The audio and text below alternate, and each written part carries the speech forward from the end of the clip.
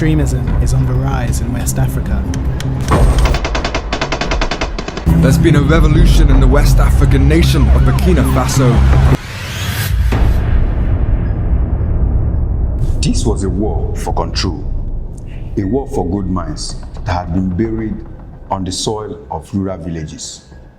A war where foreign interests, private military contractors, and corrupt African leaders all played part in. And what happens to the civilians? They die in the name of fighting terrorism and for their gold, but the gold which were never theirs. The world only got the backstory that a young army captain in Burkina Faso overthrew his superior, Paul Henry Damian, and took power, but it's deeper than what you think. So in this video, we are connecting the dots, the dark truth why Traoré took over power. To understand what is happening today, we must first of all have to understand the betrayer that started it in the first place. Ibrahim Traoré, born in 1988 in Bobo, Daolosa, the second largest city in Burkina Faso. He grew up in the same country that Thomas Sankara once led, a land rich in gold but was in poverty due to corruption and external control. Traoré studied geology in the University of Ouagadougou, where he earned his degree joining the Burkina Faso army in 2010. A student, he was quiet but politically very conscious. His military career, however, gave him first-hand exposure to the brutality of the insurgents in North Burkina Faso, where jihadist groups have killed thousands and displaced over 1 million people. His comrades described him as brave, disciplined, and disgusted by how the government left soldiers under-equipped, underpaid, and exposed in the battlefield without no air support or reinforcement, while corrupt politicians live comfortably in the capital. By early 2022, Traoré served as head of an artillery regiment in Kaya, a strategic northern city. He watched the government fail to protect civilians. He also saw foreign troops operate their land without providing an improvement to their security structure. And in 2022, he became fed up when LT Colonel Paul Henry Damian, who had taken power in January 2022, became compliant with France and automatically betrayed his country. Damian, the man Traoré overthrew, came in with the claim that he would fix insecurity, but he did nothing. Instead, the attacks got worse. People kept dying, soldiers lost faith, the locals lost trust, and the state lost control over 40% of its own territory. Traoré began to organize other frustrated young officers in secret in order to remove a leader who was acting like a puppet. His coup carried out in September 2022 eventually came from a refusal to watch his country bleed for nothing. He became the youngest head of state in the world at the age of 34. So Traoré did not just overthrow a government, he challenged something that seemed invisible and appeared more powerful than himself. He quietly put up a rebellion that swept across Francophone Africa, a rebellion against a system designed to keep countries like Burkina Faso in chains long after they removed their colonial flags. And for decades, every leader who tried to stop this was either assassinated, silenced, or corrupted. Talking about Sankara and his forced assassination, the country of Burkina Faso once had a leader who refused to kneel. Thomas Sankara rose to power in 1983 through a popular military revolution. His aim wasn't power, but purpose. He renamed the country from Upper Volta to Burkina Faso, the land of upright people. He rejected IMF loans, refused foreign debt, and nationalized resources. He built hospitals, vaccinated the children, empowered the women, and slashed his ministers' salaries. In just 4 years, he transformed a colonial outpost into a blueprint for African independence. But let's say he crossed the line by touching the economic freedom from France. Sankara made no secret of his disgust with imperialism. He called African debt a new form of slavery. He told the world to its face, "We do not owe you, you owe us." The world responded with silence. On October 15, 1987, the power that be responded with bullets. His closest friend and comrade in arms, Blaise Compaoré, betrayed and murdered him in Coup. And again, the country lost their hope for a better future.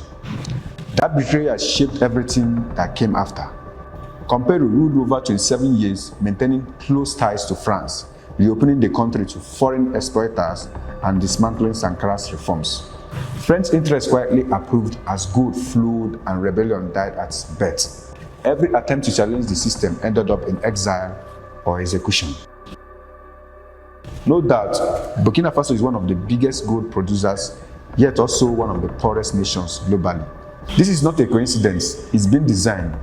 Every year, over 60 metric tons of gold, worth billions, are extracted from its red earth, but the people of Burkina Faso barely see a cent of it. The profit vanishes, flowing directly into the pockets of French and Canadian mining giants like Endeavour Mining and I Am Gold. And also Samofo, who don't just operate there, they effectively own the country's mineral wealth. Under the former leader, Blaise Compaoré, and the pro-Western government that followed, Burkina Faso signed away its valuable minerals. This contract, often drafted in Paris rather than Ouagadougou, allowed foreign companies to pay little to no corporate taxes, import equipment tax-free, and ship out their profits completely untouched. Meanwhile, local communities were left with poisoned rivers, ruined land, and broken promises. What's more, these foreign mines weren't guarded by Burkina Faso's own army.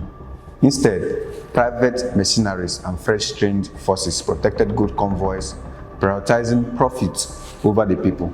Even when the jihadist crisis hit, this foreign mining operation didn't slow down. In fact, the chaos seemed to help. Attacks in rural areas forced villagers out of mineral-rich regions, creating security zones that were conveniently cleared of people but full of gold. Captain Ibrahim Traore understood this stark truth. He said it plainly: "We want our resources to benefit our people."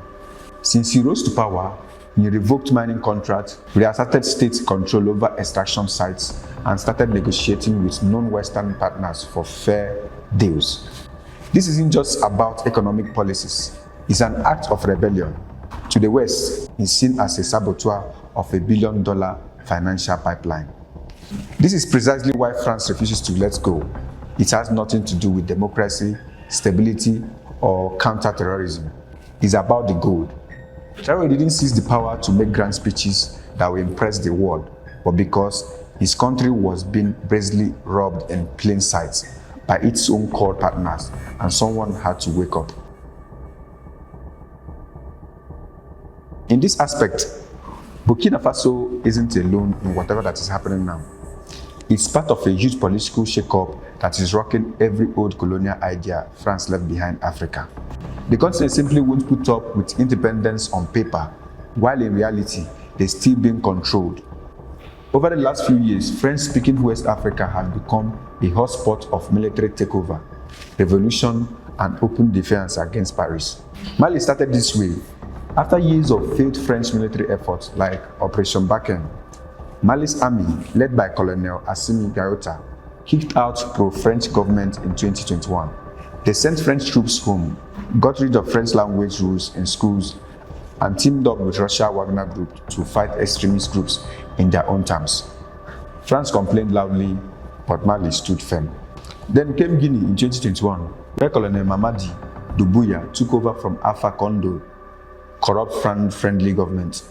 Guinea then rejected strict loan conditions from IMF and started looking closely at its mining deals again. In 2023, Niger caught up with the same spirit. General Tichani took charge, demanding French troops leave and questioning the uranium deals that powered France's homes, while Nigerians lived in the dark. So in Burkina Faso, Traore isn't just acting alone. He's part of a bigger Pan-African movement that's rewriting history. These new leaders are young, have military backgrounds, and they are angry, not about Western ideas, but about being robbed. They aren't fighting democracy, they are fighting to end economic control. That feels like a new form of colonization, and they are not asking for permission.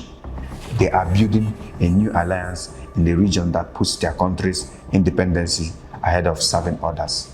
In September 2023, Mali, Niger, and Burkina Faso signed something called the Liptako-Goma Charter. This formed the Alliance of Sahel States, the AES, which is a defense agreement that clearly states, if one country is attacked, all of them will defend it. This is not just about military power, but a shared belief. The AES challenges the regional group like ECOWAS, questioning currencies tied to France, and sends a clear message to the West that Africa will no longer bow down to the West. Traoré isn't just taking back Burkina Faso. He's part of a generational payback, a response to centuries of lies dressed as partnership. This time, they have weapons, courage, and their people firmly behind them. When France exited Sahel, leaving its military posts behind in disgrace, it created a security void. This power vacuum wouldn't remain empty for long. Russia swiftly moved in to the space, bringing tough soldiers and direct deals rather than polished diplomats or soft loans. They offered no lectures about democracy, where France provided conditioned aid. Russia brought pure force. And while Western nations saw disarray, Russia identified a crucial strategic advantage. Burkina Faso, following the path of Mali and the Central African Republic, welcomed Russia. This isn't just driven by affection for Moscow, but by sheer desperation. Captain Traore urgently needed fighters, not just advisors. His military was outmatched, morale was crumbling, and extremist groups were rampaging across the countryside. France had refused to offer real assistance unless Traore yielded to their demands. Russia, through its Wagner group, imposed no such condition. Their message was simple: we will help you neutralize your enemies, and you retain control of your nation. And because of this, whispers quickly circulated about Wagner combatants being present on Burkina soil. Western powers immediately condemned this as foreign interference, yet they had remained silent for decades while France trained elite units in Ouagadougou and plundered Burkina Faso's mines. Traoré neither confirmed nor denied Wagner's presence. Instead, he made a move no Western-backed leaders had dared. He shifted the balance of power away from Europe. He re-established diplomatic ties with Moscow, boosted trade links with China, and began expelling French security and diplomatic personnel. For the Western governments, this resembled a Cold War. For many Africans, however, it felt like a genuine autonomy. Russia didn't arrive with non-governmental organizations with hidden agendas. It supplied weapons, training, and pledge of non-interference. This is precisely why leaders like Traoré, along with Gaota, Tichani, and Duboya, embrace this new direction. They are not becoming new Russian independencies. Rather, they are asserting themselves as independent actors in a global landscape, no longer dictated by Washington or Paris. This situation is not rooted in the political theories. Traoré doesn't reference Lenin. He referenced Sankara, who stood up to bet something new, but was assassinated. The partnership with Russia isn't also an emotional bond. Instead, it's a pragmatic play for power. Africa has witnessed the West exert dominance over what has rightfully belonged to them for 60 years. Now, Africa is taking charge of its own fate through the guidance of a young president. So the big question is this: is this a true move towards sovereignty, or is Burkina Faso simply swapping one foreign master for another? I want to know what you think about this in the comment section. Is Russia's involvement a genuine partnership for liberation, or is it just a different form of control? If you love the truth and want to be part of it, do like, subscribe, and share, because this is a movement.